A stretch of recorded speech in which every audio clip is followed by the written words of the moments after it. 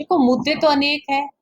चाहे वो युवा वर्ग का कर लो, आज बेरोजगारी बहुत बड़ा मुद्दा है। शिक्षा के लिए मैं सबसे बड़ा कहूंगी कि आज स्कूलों में जो है कम से कम 20,000 टीचर्स की कमी और 2700 4500 के आसपास लेक्चरर्स की कमी। तो शिक्षा भी बहुत बड़ा मुद्दा है। कुछ स्कूल्स हमारे जैसे बंद हो रहे हैं, हमने कई तो खुलवाने का काम भी किया 4.5 साल में, पर फिर भी शिक्षा जो है बहुत बहुत बड़ा मुद्दा है।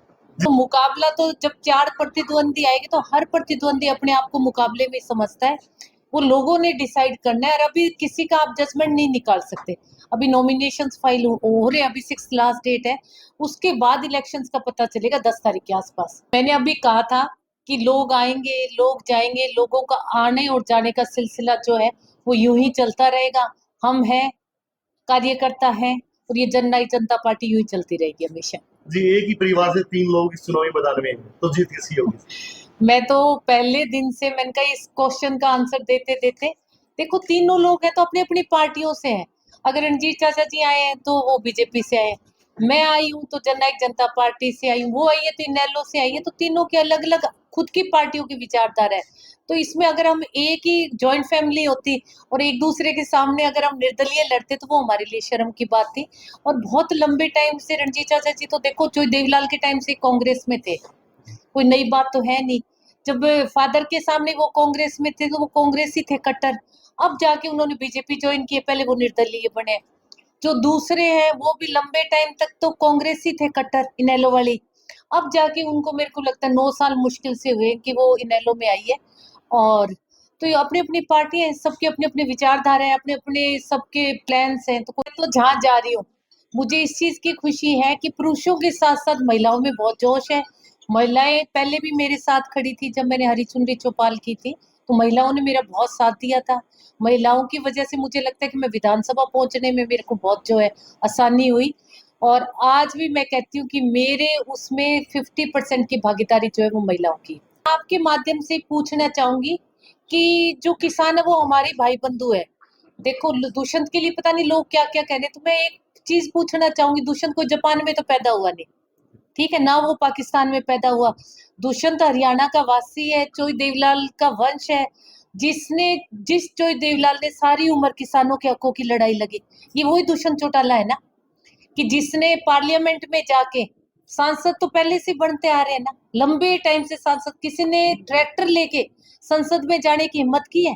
ये किसान का पड़पोता था इसीलिए गए ना, और जाके इसने ट्रैक्टर का उसको गड्ढा घोषित करवा के ट्रैक्टर का टैक्स माफ करवाया। तो ये अंदर से किसानी नहीं है तो और क्या है? अब 4.5 साल के पीरियड में अगर दुष्यंत किसानों की हकों की लड़ाई नहीं लड़ता तो क्या 14 फसलों पर एमएसपी मिलती? अगर हकों की लड़ाई किसानों की नहीं लड़ता तो क्या खराब फसल मुआवजे का पैसा जो किसानों के खातों में सीधा आ रहा है, क्या वो पैसा आने का काम करता? अगर दुष्यंत आम किसान मजदूर का मेरे वर्ग की लड़ाई नहीं लड़ता तो क्या कुरुक्षेत्र में रविदास मंदिर बनता? क्या हिसार में एयरपोर्ट आता? क्या 20,000 किलोमीटर की सड़कें बनती? क्या खरखोदा में मारुति प्लांट आता?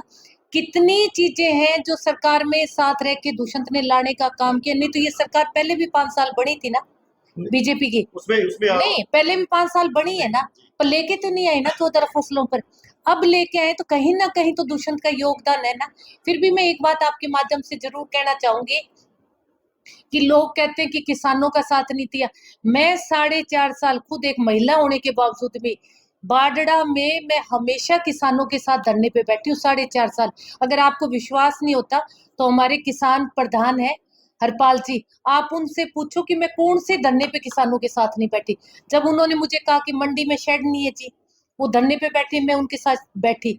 मैं 5 दिन धरने पे बैठ के, मेरा सेशन जैसे स्टार्ट हुआ मैंने शेड की आवाज उठाई और शेड लेके, फिर उन्होंने कहा कि किसान भवन नहीं है हमारे जी, हम किस धरने पे बैठेंगे, मैं किसान भवन लेके आई। 2 कमरों का किसान भवन बना। मैं आपके माध्यम से कहती हूँ कि उस किसान भवन में पंखे भी मैं ही लगवाऊंगी और मैं उनको एसी भी लगवा के दूंगी।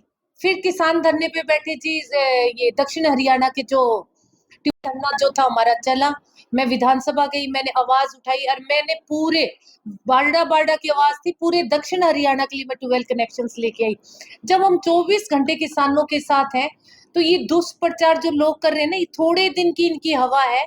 और ये बुलबुला जो है वो लंबे टाइम नहीं चलने वाला, जो किसानों की आड़ में लेके ये जो कांग्रेस पार्टी अपने नुमाइंदे खड़े कर रही है, ये सारा ढोल इनका यही फटने वाला है। और ये 5 दिन के बाद देख लेना आप, कोई कहीं कुछ नहीं आवाज उठे। नहीं, ये एक दुष्प्रचार, मैं कहती हूँ ना, ये और तो कोई देखो दुष्यंत के खिलाफ कोई मुद्दा मिला नहीं। कांग्रेस है तो दुष्यंत को रोको, दुष्यंत को रोको।